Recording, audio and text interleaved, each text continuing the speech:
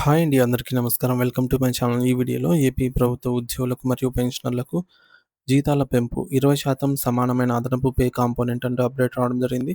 So, దీనికి సంబంధించిన పూర్తి వివరాలు ఈ వీడియోలో తెలుసుకుందాము. వీడియో అయితే ఎక్కడ గాని స్కిప్ చేయకుండా ఎండ్ వరకు చూసేయండి. అప్పుడు ఇన్ఫర్మేషన్ పూర్తిగా అర్థమవుతుంది. అలాగే వీడియో చూస్తున్న ప్రతి ఒక్కరు వీడియోకి లైక్ చేయండి ఫ్రెండ్స్. ఈ వీడియోని తోటి ఉద్యోగ, పెన్షనర్ మిత్రులతో అయితే షేర్ చేయండి. కొత్తగా మన ఛానల్ చూస్తున్నవారు ఇంకా ఎవరైనా సబ్స్క్రైబ్ చేసుకోకపోతే వెంటనే మన ఛానల్ అయితే సబ్స్క్రైబ్ చేసుకోండి. సబ్స్క్రైబ్ చేసుకోవడం వల్ల నేను చేసే ప్రతి ఒక్క వీడియో మీ వరకు రీచ్ అవుతుంది. ఇక ఆలస్యం చేయకుండా వివరాల్లోకైతే వెళ్ళిపోదాము. ఫ్రెండ్స్, ఇక విషయానికొచ్చినట్లయితే ఆంధ్రప్రదేశ్ రాష్ట్ర ప్రభుత్వ ఉద్యోగుల ఆర్థిక స్థితిగతులను మెరుగుపరిచే దిశగా ఆంధ్రప్రదేశ్ రాష్ట్ర ప్రభుత్వం తాజాగా కొన్ని అత్యంత కీలకమైన మరియు సంచలనాత్మకమైన ఉత్తర్వులను జారీ చేసింది. మరి ఈ నిర్ణయం వల్ల వేలాది మంది ఉద్యోగుల వేతనాల్లో భారీ మార్పులైతే రాబోతున్నాయి. ముఖ్యంగా ప్రాథమిక వ్యవసాయ సహకార సంఘాలు పీఏసీఎస్‌లో విధులు నిర్వహిస్తున్నటువంటి రెగ్యులర్ ఉద్యోగులకు వారి మూల వేతనంలో 20%కి సమానమైన అదనపు పే కాంపోనెంట్ మంజూరు చేస్తూ ప్రభుత్వం గ్రీన్ సిగ్నల్ ఇచ్చింది. అంటే ఒక ఉద్యోగి బేసిక్ పే ఎంత ఉంటుందో అందులో 20% మొత్తాన్ని అదనపు వేతనంగా ప్రతి నెల వారికి అందజేస్తారు. ఈ నిర్ణయం వెనుక ఒక పకడ్బందీ ప్రక్రియ ఉంది. గత కొంతకాలంగా సీపీఎస్ ఉద్యోగులు ఎదుర్కొంటున్న హెచ్ఆర్ఏ మరియు ఇతర వేతన సంబంధిత సమస్యలను క్షుణ్ణంగా అధ్యయనం చేయడానికి ప్రభుత్వం ఒక ఉన్నత స్థాయి కమిటీని అయితే ఏర్పాటు చేసింది. ఆ కమిటీ సమర్పించిన సిఫార్సులను ప్రభుత్వం పూర్తిగా ఆమోదించి వాటి అమలుకు సంబంధించి తక్షణమే అనుమతినిస్తూ ఉత్తర్వులు వెలువరించింది. దీనివల్ల గ్రామీణ ఆర్థిక వ్యవస్థకు వెన్నెముకగా నిలిచేటటువంటి సహకార సంఘాల ఉద్యోగులకు కొండంత ఆర్థిక భరోసా అయితే లభించినట్లయింది. మరి ఈ ఉత్తర్వుల ప్రకారంగా పీఏసీఎస్ రెగ్యులర్ ఉద్యోగులకు కేవలం జీతాల పెంపు మాత్రమే కాకుండా వారి ఆరోగ్య భద్రతకు కూడా ప్రభుత్వం పెద్దపీట వేసింది. ప్రతి ఉద్యోగికి రూ. 5,00,000 వరకు వర్తించే గ్రూప్ మెడికల్ ఇన్సూరెన్స్ జీఎంఐ సదుపాయాన్ని కల్పించబోతున్నారు. ఈ బీమా పథకానికి చెల్లించవలసిన ప్రీమియం మొత్తాన్ని కూడా ఎవరు భారం అనుకోకుండా ప్రభుత్వం ఒక వినూత్నమైన పంపిణీ పద్ధతిని ప్రవేశపెట్టింది.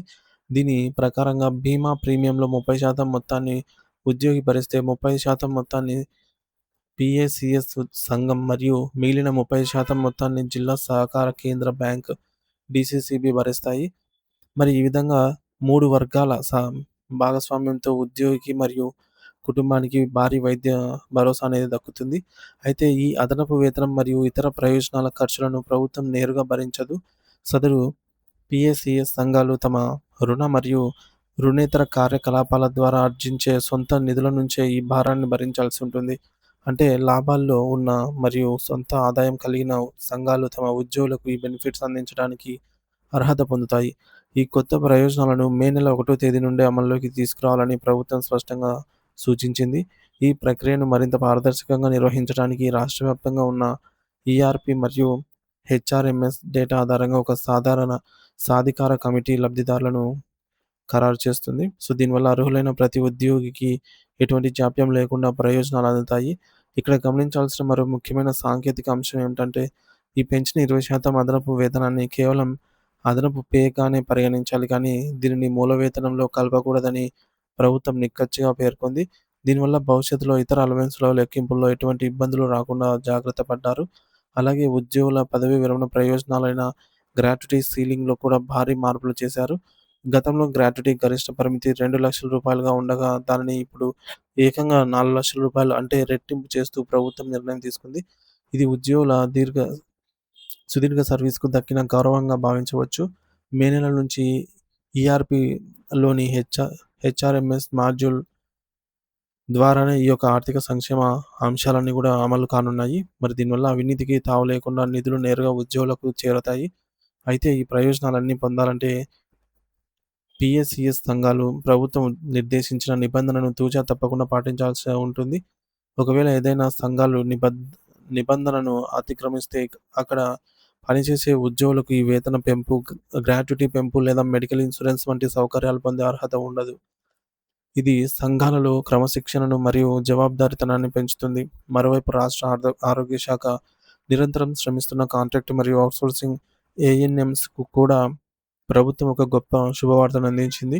వారి సర్వీస్ గడువు ముగియనున్న తరుణంలో మానవతా దృక్పథంతో వారి సేవలను మరో ఏడాది పాటు పొడిగిస్తూ ప్రభుత్వం ఉత్తర్వులు ఇచ్చింది. సెకండరీ హెల్త్ డైరెక్టర్ పరిధిలో పనిచేస్తున్న 20 మంది కాంట్రాక్ట్ ఏఎన్ఎం ఏఎన్ఎం మరియు 98 మంది పొరుగు సేవల ఔట్‌సోర్సింగ్ ఏఎస్ఎంలకు ఈ పొడిగింపు వర్తిస్తుంది. దీనివల్ల క్షేత్రస్థాయిలో ప్రజలకు అందుతున్న వైద్య సేవల్లో ఎటువంటి అంతరాయం కలగకుండా ఉంటుంది. అలాగే ఏప్రిల్ 1 తేదీ నుంచి వీరికి రావాల్సిన వేతనాల చెల్లింపులను కూడా ప్రభుత్వం సానుకూలంగా స్పందిస్తూ గ్రీన్ సిగ్నల్ అయితే ఇచ్చింది. మొత్తంగా చూస్తే ఈ లేటెస్ట్ అప్డేట్స్ ద్వారా ఆంధ్రప్రదేశ్ ప్రభుత్వం అటు సహకార రంగ ఉద్యోగులకు, ఇటు ఆరోగ్య శాఖలోని ఒప్పంద ఉద్యోగులకు ఆర్థిక మరియు ఉద్యోగ భద్రత కల్పిస్తూ అత్యంత సానుకూల నిర్ణయాలు తీసుకుందని స్పష్టమవుతోంది. ఇవి ఉద్యోగుల కుటుంబాల్లో కొండంత వెలుగును నింపుతాయనైతే ఆశిద్దాము.